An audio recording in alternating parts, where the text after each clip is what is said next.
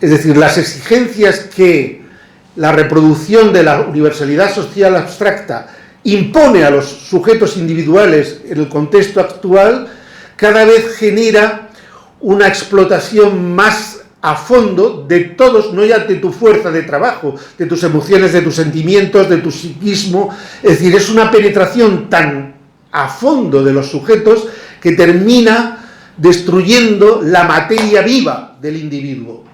Y eso emerge en forma de, digamos, de rompimientos psíquicos de las personas. El síndrome que hoy se circula, ¿no?, que es el síndrome asociado al estrés laboral, al estrés que no es menor el estrés de no tener trabajo, que ese es un estrés también en sí mucho más fuerte, ¿no? Pero el estrés laboral, que es el burnout, ¿no?, el quemado, pues eso que se está convirtiendo en una epidemia, pero también hace esa cosa que cada vez estamos viendo en el proceso evolutivo, el proceso de evolución del sistema capitalista, lo que se llama, lo que hoy en las teorías del trabajo se llama subjetivación del trabajo. Es decir, que la reproducción del capital tiene que penetrar hasta la sustancia viva de los individuos y apropiarse incluso de sus relaciones afectivas a través de todo lo que, del entramado que estamos viendo, porque ¿qué es lo que busca la reproducción de la... Tú tienes que identificarte en cuerpo y alma con la lógica de despliegue de la reproducción del capital. Bueno, entonces, eso al final hace que la lógica de dominación termine inscribiéndose en los cuerpos. No me va a dar tiempo porque yo creo que he agotado ya mi ese, pero bueno, quería haber llegado al final un poco a lo que significa el significado que tiene aquí, el papel que juega aquí el cuerpo y los sufrimientos, pero seguramente en el debate, es decir, el sufrimiento para Adorno es aquello que abre una grieta en la pretensión de identidad de la universalidad social abstracta con lo singular y lo concreto sometido a ello, ¿no? Entonces el sufrimiento es, por eso dice, límite y signo de que esa universalidad social abstracta digamos, es incapaz de imponer la identidad consigo misma que pretende. Y por lo tanto, en el sufrimiento hay como, por así decirlo, se abre permanentemente, no es un lugar donde, digamos, podemos descansar seguros para criticar al sistema, pero continuamente está habiendo una grieta que es la que nos permite descubrir la mediación a la que estamos sometidos en nuestra existencia y descubrir esa mediación como tal mediación, desnaturalizarla, y eso es la condición de posibilidad de una descosificación, de una desreización que diera oportunidad a lo vulnerado, a lo dañado frente al poder de la totalidad social. Bueno, aquí lo dejo.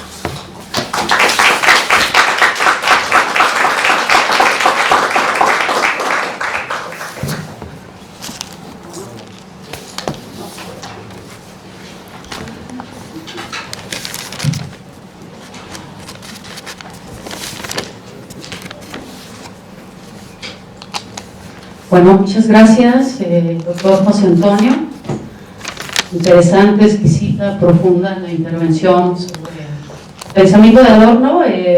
Nos dejas con la cereza del pastel suspendida, pero bueno, vamos a dar cabida a una ronda de preguntas. Tenemos alrededor de 15 minutos para la discusión, entonces, pues no sé quién quiera comenzar.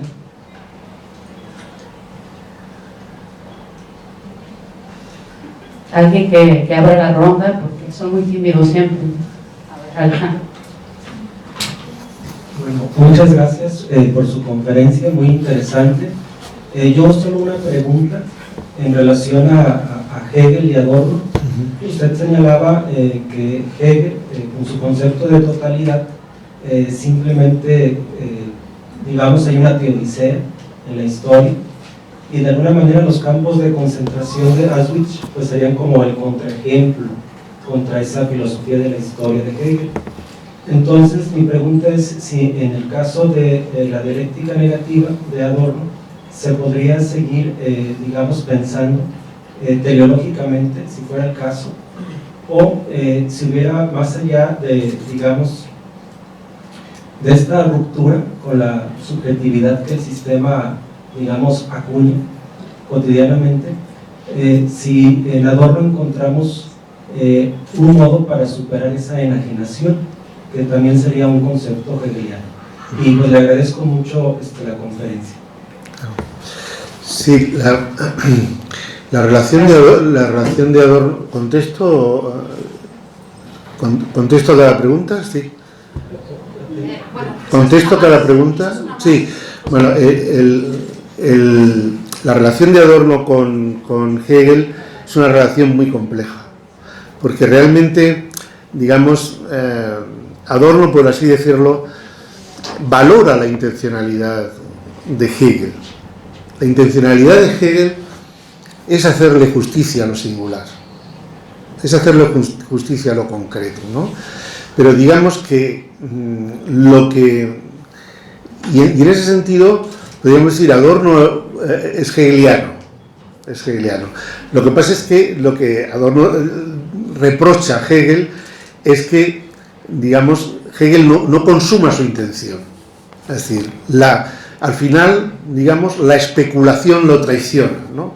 Digamos, el dolor de lo concreto queda subsumido en un devenir del espíritu en el cual, digamos, con toda sinceridad, y en las lecciones de filosofía de la historia lo dice, la misión de la filosofía ya no es quitar las espinas, dice Hegel, no es quitar las espinas de la rosa, sino contemplar la belleza, mostrar la belleza de las espinas, dice Hegel, ¿no? Si llega un momento en que la especulación consiste en reconciliarnos con lo negativo, y lo negativo se convierte en un momento de despliegue.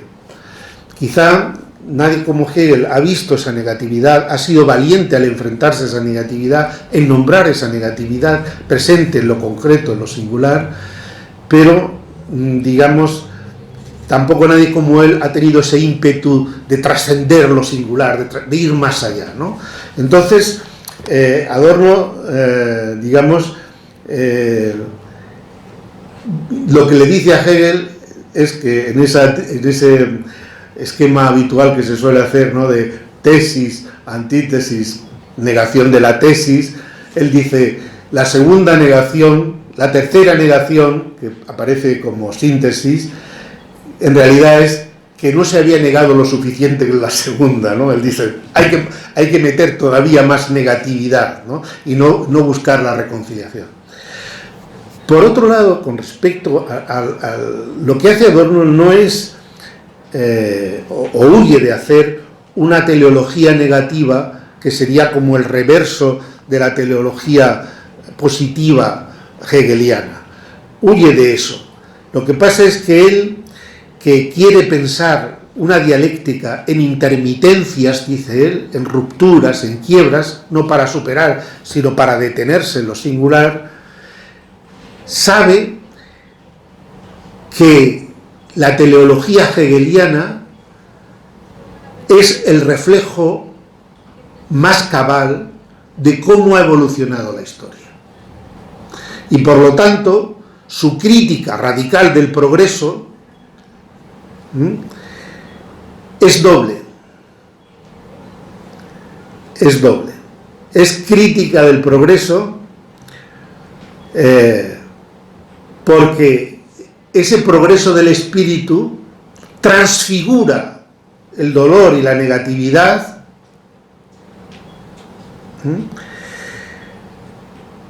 y la reconcilia especulativamente, pero al mismo tiempo revela cómo actúa de facto el todo con los individuos.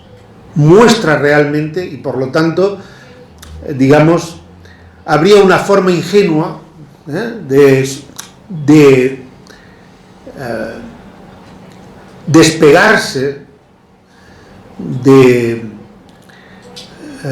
distanciarse de la teleología progresiva, pero sería ingenua porque no se da cuenta de cuánta realidad esconde esa teleología progresista de la historia, cuánta realidad incluye, aunque la incluya ilusoriamente, transfigurándola en avance del espíritu, lo que en realidad es un caminar sobre cadáveres. Entonces es una relación dialéctica y compleja con la teleología hegeliana. Desde luego, la dialéctica de la Ilustración no se puede leer en absoluto como una fenomenología del espíritu invertida, como una fenomenología del espíritu, como si dijéramos, como si la historia estuviese, digamos, transida de un determinismo hacia la catástrofe. De eso huye Adorno, porque si eso fuera así, ¿por qué enfrentarse? Si la catástrofe es un resultado determinista de la historia, no hay razones ya ni posibilidad de enfrentarse a lo negativo para abrir un boquete en lo negativo. Y con respecto a la alternativa o algo así, diríamos que como ese proceso de constitución de las subjetividades, Adorno lo interpreta como un proceso de empobrecimiento de la experiencia de los sujetos, digamos que su apuesta decisiva es cómo recuperar la capacidad de experiencia de los individuos como condición de posibilidad de un cambio social. Él considera que un cambio social que merezca ese nombre es imposible sin otro tipo de subjetividad que ha sido resultado de un proceso de dominación. Entonces su lucha es por recuperar la capacidad en el arte, en la música, en la cultura, pero en otra serie de filosófica, en la reflexión, etc. Pero en el fondo es recuperar la capacidad de experiencia, que es la capacidad para abrirse sin defensas a la realidad, abandonándose, por así decirlo, al poder de lo concreto, de lo singular, ¿no?